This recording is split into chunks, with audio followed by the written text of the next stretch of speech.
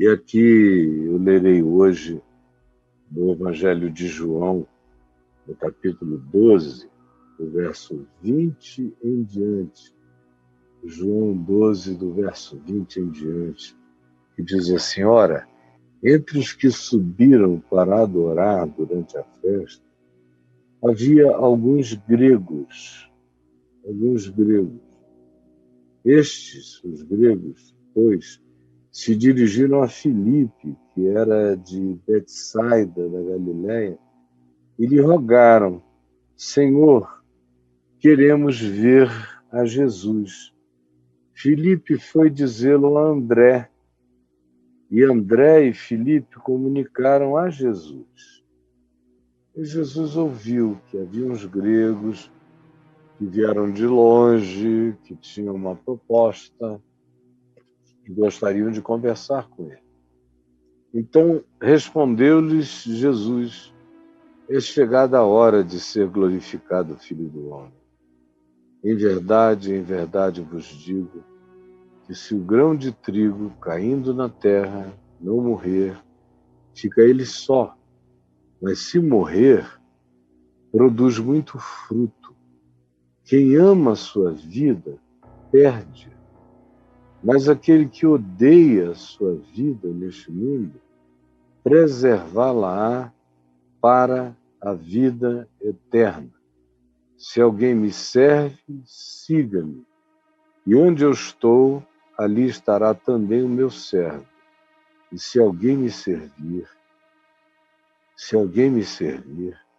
meu Pai o honrará. Se alguém me servir, meu Pai o honrará. Eu devo ter falado nesse texto aqui pelo menos umas 80, 100 vezes durante a vida.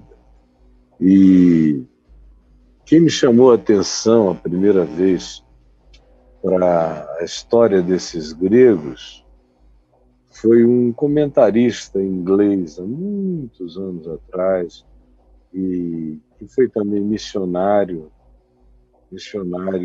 na África, que teve experiências transculturais variadas, e ele apresentou uma informação que tinha a ver com a origem desses gregos e se vinculava a uma das tradições cristãs mais antigas da Igreja grego-ortodoxa. E, de acordo com a tradição, o que de fato estava acontecendo é que o rei de Edessa, na Ásia Menor, na região que hoje a gente chama de Turquia e Grécia, aquelas imediações, esse rei de um estado independente, tendo ouvido falar de Jesus, de como ele era fascinante, ficou completamente fascinado pela pessoa de Jesus e, tendo buscado informações, descobriu que Jesus não era muito político, que Jesus não fazia diplomacias concessivas, que Jesus falava a verdade não de maneira suicida, mas falava a verdade, todavia, de modo perturbador para aqueles que o indagavam. Ele não procurava ninguém para dizer qualquer coisa, mas em sendo indagado, em sendo buscado, em sendo clamado,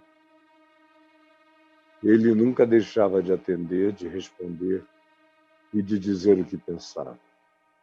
Então o rei de Edessa mandou esses gregos, esses homens que vinham da Grécia, de um estado com cultura grega, para oferecerem a Jesus uma oferta maravilhosa.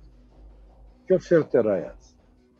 Era que Jesus se mudasse para Edessa, que ele iria ter todo o amparo financeiro, todo o amparo cultural, todo o amparo de milícias para protegê-lo, todo o amparo para fazer as viagens que quisesse bem guarnecido, todo o amparo para viver e ser bem cuidado, respeitado, para ser amado, para ser venerado como um ente sublime, divino, não sofreria mal algum até morrer de idoso, de velho, mas enquanto isso ele impressionaria a Grécia e o mundo todo. Era uma espécie de tudo isso eu te darei se tu mudares para dessa. Não era nem se prostrado me adorares, é se mudares para dessa. Tudo isso eu te darei.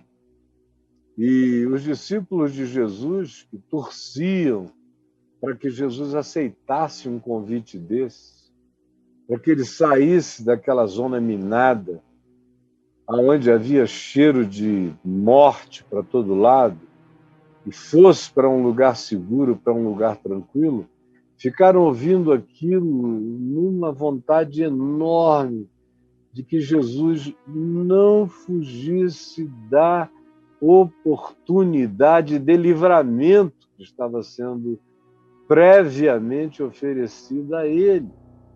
E aí, de repente, uma vez que Jesus ouve isso, a resposta dele choca todo mundo. Jesus ouve e diz, é chegada a hora. E se ele fez uma pausa, se ele disse, é chegada a hora, os discípulos, em 2 segundos de pausa, em 3 segundos de pausa, devem ter imaginado um mundo inteiro de glória vindo sobre eles, e Jesus respeitado entre os gregos, os romanos, entre as civilizações greco-romanas da Ásia Menor, Jesus respeitado na Índia, Jesus chegando, atravessando a muralha da China, Jesus em todo lugar, Jesus em toda a Europa, Jesus na Península Ibérica, Jesus entre os celtas, entre os bretões diversos, entre as tribos germânicas, Jesus entre os bárbaros.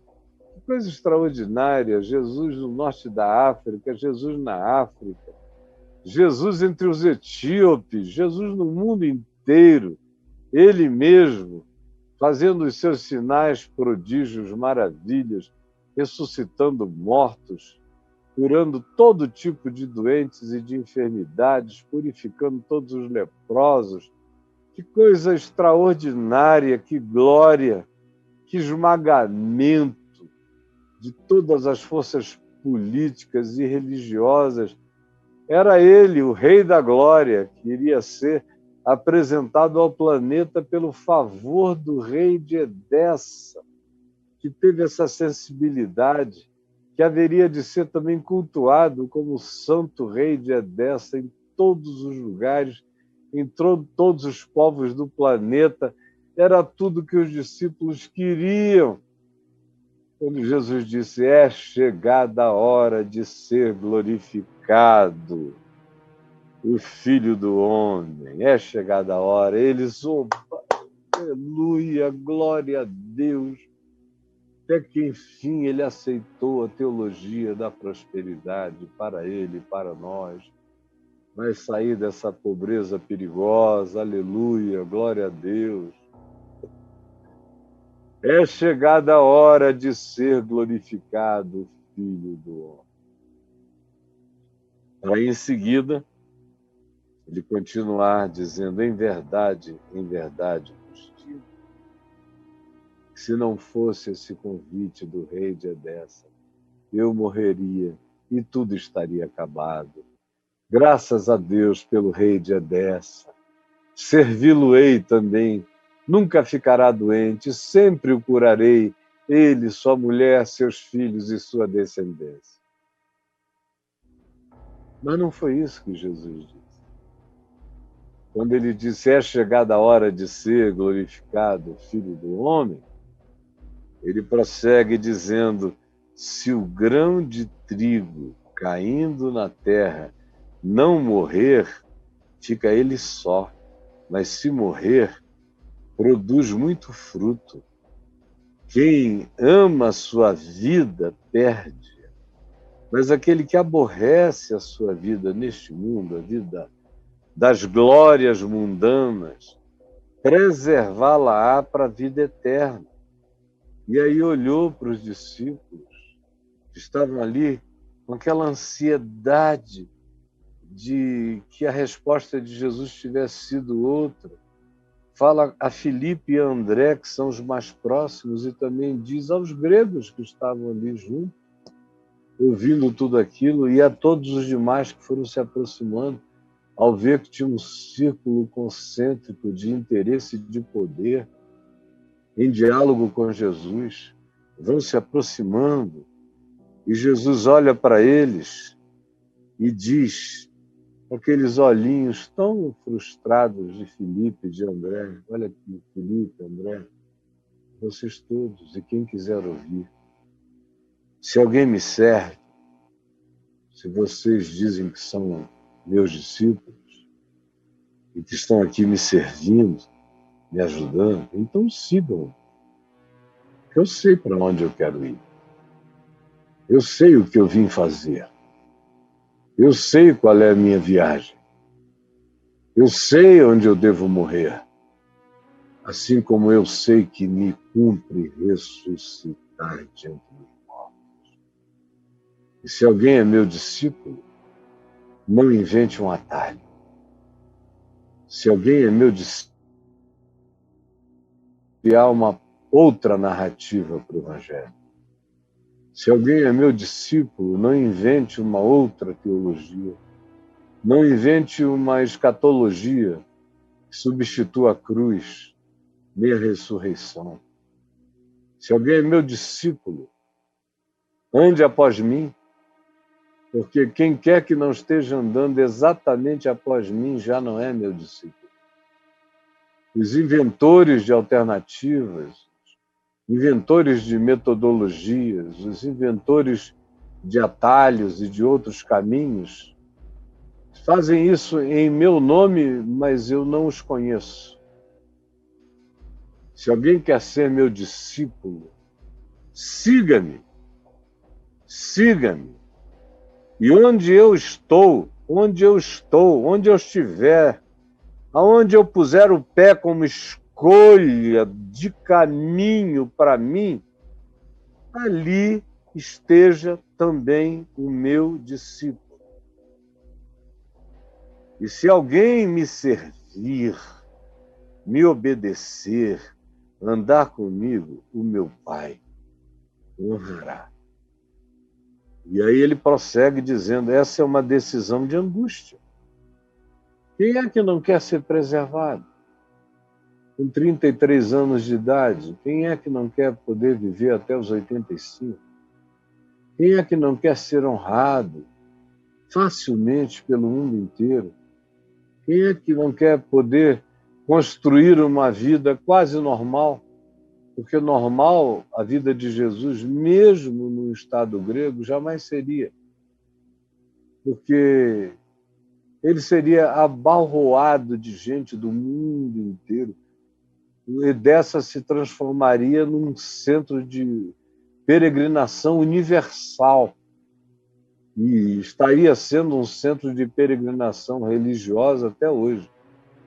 Mas nós não teríamos o perdão dos pecados. Mas nós não teríamos a justificação pela fé. Mas nós não conheceríamos o absurdo da graça, que se entrega de graça, redundantemente, gratuitamente, em favor gracioso de todo aquele que crê e que tudo que tem que fazer é crer que a obra da justificação é promover no coração de um indivíduo que não merecia favor algum a impressão tão violenta acerca do amor de Deus que esse indivíduo, sem prestígio, sem poder, sem virtude, sem nada, no entanto, crê.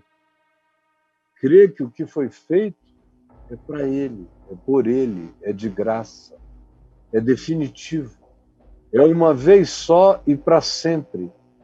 E que das mãos desse que realizou essa obra, ninguém pode arrebatar aquele que crê dessas mãos. Nós não teríamos nada disso. Teríamos um mausoléu de Jesus em Edessa. Eventualmente, milhões. A região estaria vivendo de turismo. Haveria um super Vaticano plantado lá, não sobre Pedro, mas sobre o próprio Jesus, que morreria e não ressuscitaria de entre os mortos. Ficaria lá. Ele, todavia, sabe que a sua glória vem da antiglória. Ele sabe que ele não foi chamado para uma vida longa, ele foi chamado para abrir os portões da vida eterna. Ele não foi chamado para longevidade entre os homens, ele foi chamado para se assentar acima de todo o principado, potestade e poder, e que era fundamental, essencial e completamente intransferível a realidade de que ele precisava morrer na cruz e ressuscitar ao terceiro dia e levar cativo o cativeiro e conceder dons aos homens. Por isso, ao ouvir aquela proposta tão irrecusável, no entanto, a resposta dele é essa: agora sim. Essa é uma das últimas tentações do Cristo. Não vem com cara de diabo, vem com cara de realeza generosa, de realeza cult, de realeza capaz de enxergar a sabedoria, de discernir o homem dos homens, o mais fantástico de todos os seres que já tinham pisado na terra e que jamais pisariam. É com essa cara que vem esse convite, é com essa pureza de preservação que chega essa tentação, como muitas tentações chegam assim. Eu já fui tentado com essas tentações que chegam oferecendo o que seja irrecusável. E a dificuldade para dizer não é absoluta, porque você examina e tudo parece bem e bom. Por que você recusaria? Jesus, no entanto, graças a Deus, não era como eu. E ele ouve, ele não diz aleluia, que oportunidade para pregar agora sim, com apoios e recursos sem fim. Vou treinar milhares e milhões de discípulos, espalhá-los pela terra. Mas não foi esse o modo como Jesus viu essa oferta. Ele a viu como desvio.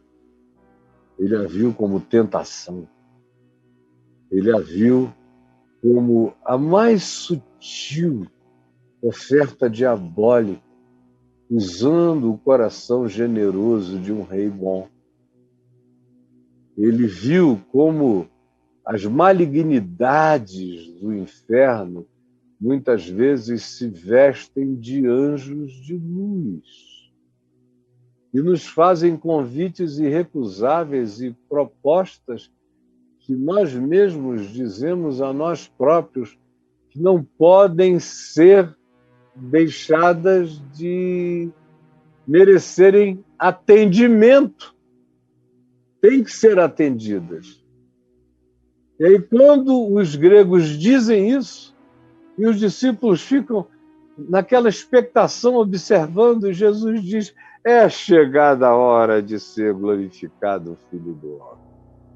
Aí houve quem dissesse: sou glória, aleluia.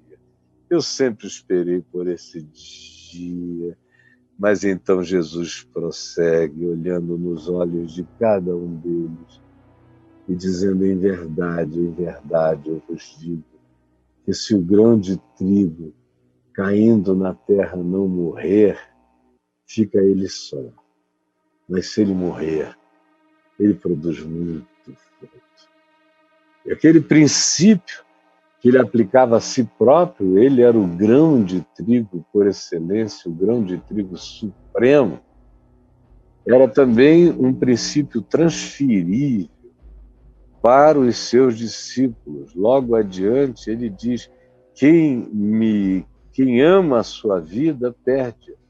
Mas aquele que a odeia, que a entrega, odeia no sentido de que não se agarra a ela, que em relação a ela se desapega e a doa como oferta de vida a esse mundo, e a doa como quem planta um plantio de trigo no campo preparado para ser semeado. Aquele que ama a sua vida perde, mas aquele que abre mão da sua vida, que toma a sua vida como uma semente de possibilidades eternas e a derrama no campo deste mundo, este preservá-la para a vida eterna. E os discípulos dizem: meu Deus, será que ele está falando só dele mesmo? Jesus olha mais profundamente ainda os olhos deles e lhes diz: se alguém me serve, vocês estão vendo? Se quiserem continuar comigo, é assim, se quiserem podem ir para a Edessa, com essa comitiva. Agora, se quiserem ficar aqui para a morte comigo, saibam que o princípio é esse: se alguém me serve, siga-me. Se alguém me serve, siga-me. Se alguém diz que é meu discípulo, ande após mim. E onde eu estou, o meu discípulo tem que ser encontrado no mesmo lugar, fazendo as mesmas coisas. E se alguém me servir, todavia, eu quero dizer, não o rei de Edessa, mas o meu pai o honrará. É uma tentação onde a melhor oferta política, econômica e socio-religiosa é oferecida a Jesus. E ele diz: o meu reino não é desse mundo. Se vocês quiserem ir, fiquem livres para se tornarem conselheiros do rei de Edessa, para serem os contadores das minhas histórias lá em Edessa. Podem ir, mas vão perder o melhor do meu pai. Vão ser honrados pela política, mas não vão ser honrados pelo meu pai. Vão ser honrados pelo dinheiro abundante, pelas coroas mundanas, mas não vão ser coroados pelo meu pai. Vão ser exaltados entre os homens, mas murcharão na presença do reino do meu pai. Serão nomes imortalizados entre gregos, romanos e todas as culturas da terra, mas não saberão onde eu estou e não terão parte comigo e não receberão da minha glória sobre as suas próprias vidas. Mas se quiserem ir, vão. Como é a mesma palavra que se diz hoje a muitos que estão na iminência de deixarem compromisso amoroso, apaixonado, comprometido com o discipulado de Jesus por causa de outras tentações.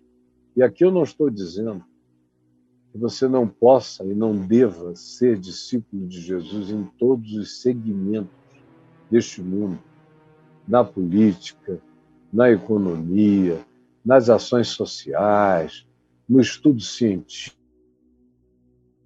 do saber, tem que haver sal em todos os laboratórios, em todos os centros de pesquisa astronômica, astrofísica, todos os laboratórios de física, tem que ter sal, tem que ter luz, tem que ter presença de discípulos de Jesus, mas não porque fizeram uma troca entre o Evangelho e a obediência ao Evangelho e a absorção do Evangelho por qualquer outra coisa que, em entrando na sua vida, entre como dominação, como primazia, como o principal orientador, como o mestre definitivo da sua compreensão.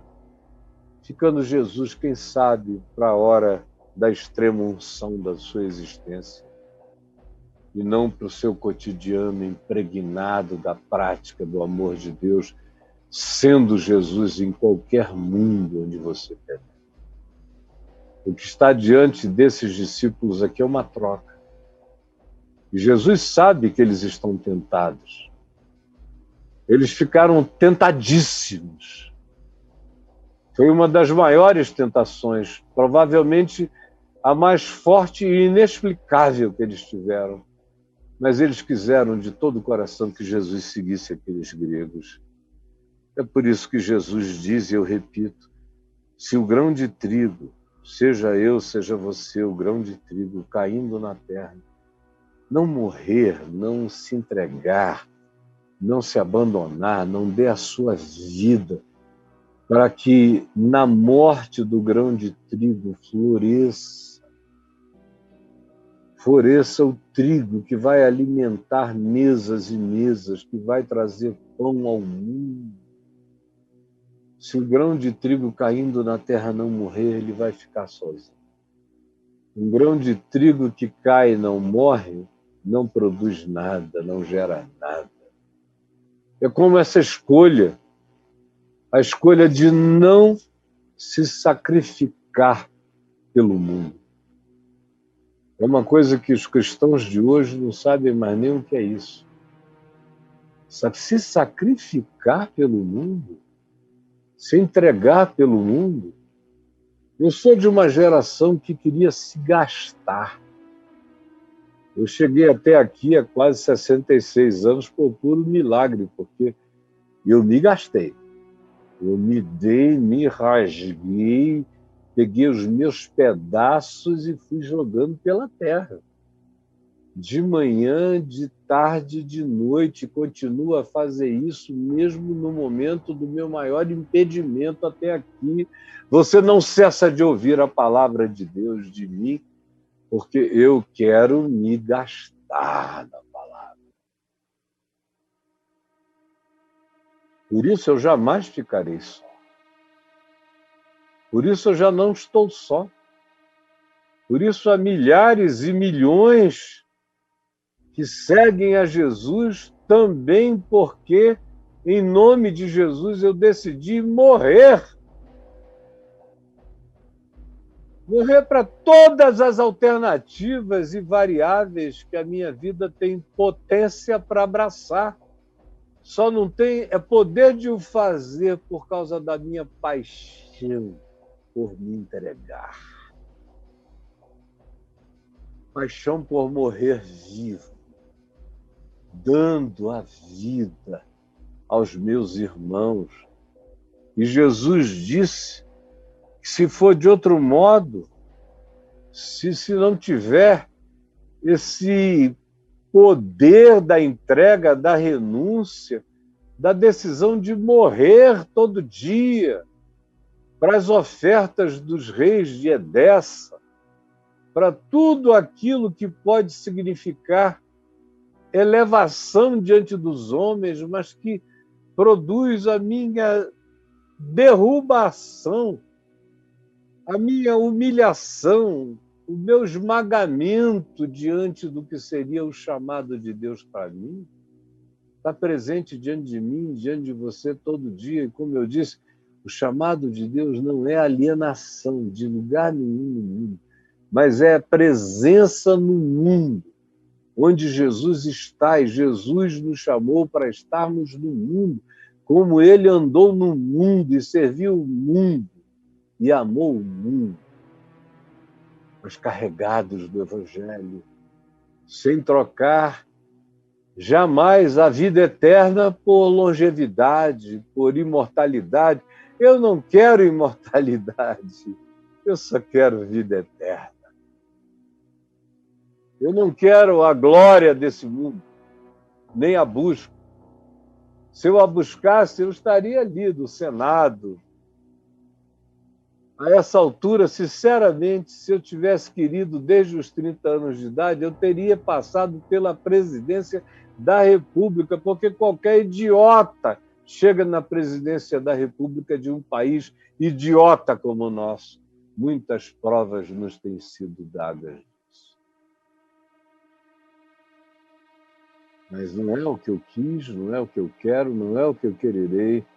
Eu não quero coroas humanas, eu quero ser honrado pelo Pai de Jesus. E aquele que me serve estará onde eu estou, no centro da minha vontade, obedecendo o Evangelho. O centro da minha vontade é a obediência simples ao Evangelho. E quem estiver aí, vivendo e encarnando os meus princípios, eu estarei com ele, ele estará comigo e meu Pai o honrará. Agora, Jesus disse, não é uma decisão fácil. Ele diz no verso 27, agora está angustiada a minha alma. E que direi eu? Pai, salva-me desta hora? De modo algum, pois precisamente com este propósito eu vim ao mundo. E vim ao mundo para viver esta hora. Para dizer sim à vontade do meu Pai e não a qualquer que seja a vontade, não importando se é má ou boa a intenção. Eu não aceito atalhos para fora do caminho do meu Pai. Eu sou o caminho porque eu ando no caminho do meu Pai. Eu sou a verdade porque eu obedeço à verdade do meu Pai. Eu sou a vida porque eu entrego a minha vida para a reassumir, pois essa é a vontade do meu Pai. Eu só sou quem eu sou porque eu sou para o Pai. E eu só sou quem eu sou também enquanto eu for para o Pai e se eu for do Pai todos os dias da minha vida. Se eu for também um grão de trigo que não tem medo de se entregar, de amar, de ter menos, de ser menos aclamado, de não ser insensado, às vezes de ser até odiado, de ser desejado como alguém que morra, quem sabe, precocemente, não faz mal. Isso não está acontecendo porque eu esteja fazendo nenhum mal. Isso só acontece por causa da insuportabilidade do bem do Evangelho como entrega livre na minha vida. E aí eu quero saber de você.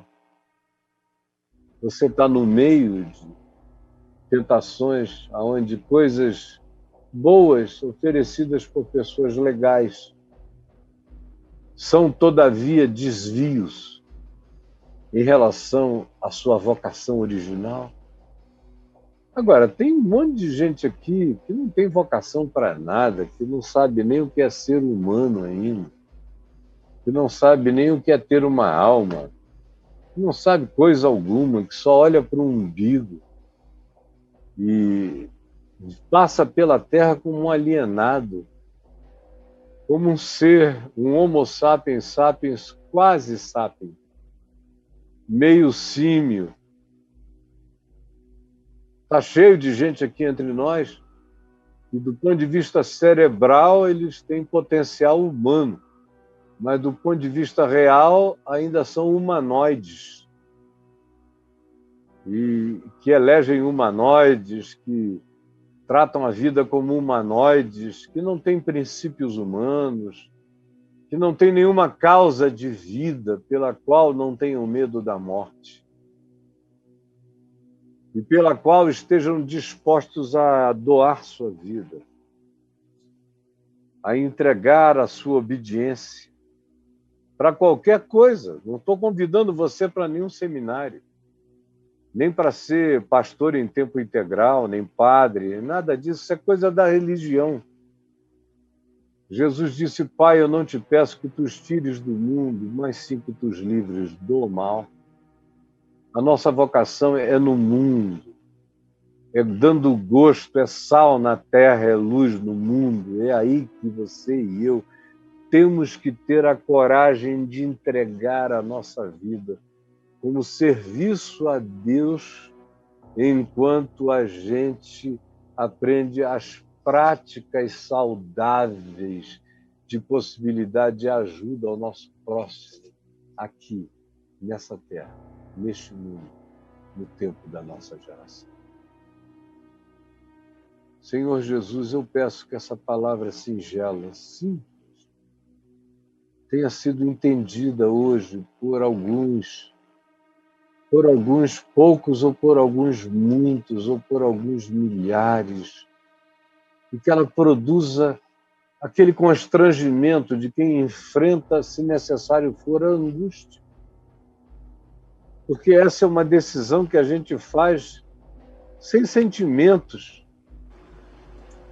Porque se a gente for obedecer aos sentimentos, a gente vai para a Edessa. Se a gente tiver medo de angústia, a gente vai para a Edessa. Se a gente tiver dúvidas sobre o significado de como a nossa vida no teu discipulado pode ser útil em todos os ambientes da terra, mas naqueles nos quais tu nos colocares e nos plantares, onde enxergarmos a oportunidade da entrega da vida para a salvação. Nem sempre nos lugares da melhor remuneração, mas sempre nos lugares do melhor serviço, da melhor ajuda. Ajuda-nos a compreender que, se nós somos de Jesus, o nosso reino também não é deste mundo, nem as nossas expectativas. E é assim que a gente vence as piores tentações. Tanto quanto é assim que a gente vence as mais elaboradas e doces tentações. São aquelas que nos causam mais angústia. E diz a elas não. E segue no caminho proposto. Porque o coração se angustia, as emoções se revolvem, os sentimentos se misturam. A gente fica querendo fazer o que é do nosso próprio querer, e a nossa vontade se choca com o chamado para entrega, para servir, não para ser servido, para se doar, não para viver de doações, mas sim da entrega da nossa própria vida a todo e qualquer ser humano em estado de necessidade. Esse é o nosso chamado, e é por cumpri-lo, seguindo-te, que receberemos a coroa da vida eterna que já nos está preparada, a qual o Senhor, o justo juiz, dará a todos aqueles que se entregam em amor na vida e que andam na esperança, aguardando a sua vida. É o que eu te peço agora, que aconteça na consciência de muitos, como compreensão. Em nome de Jesus. Amém.